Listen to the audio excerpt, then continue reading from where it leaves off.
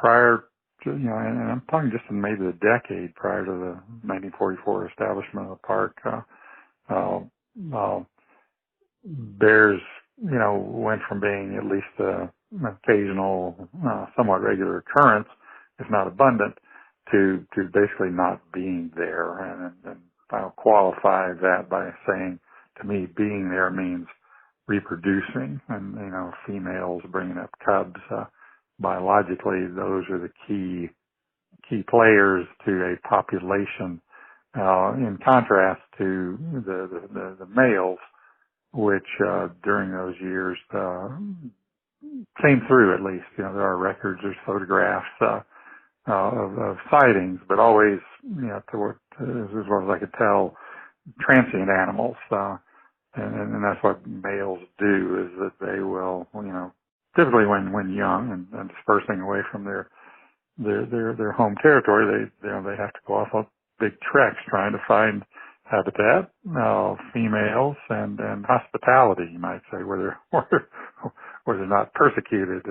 And so the males had come through periodically, but there was not evidence of a reproductive population there, which to me is the key to saying, yeah, bears live there.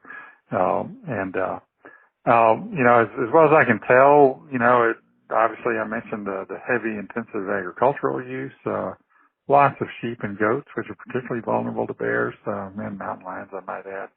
I believe it was in the mid-30s that government supported predator control got underway, and to my understanding included the use of poisons, which had not occurred in the past. So I think all those factors kind of came together just before the park was established. In fact, there's good records that, the ranchers were putting more and more livestock into the area once the 1936 bill to create the future park being the one that was finally dedicated in 44. But for, 8 years there's understanding that, it was time to make the most of the agriculture before, it ended.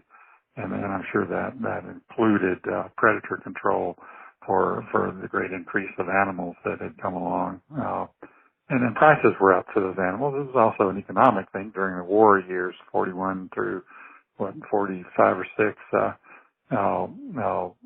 Production, met with good prices during a lot of that time. So at least it's my speculation, I think informed speculation, that all those influences came together to spell an end to the bears being resident there.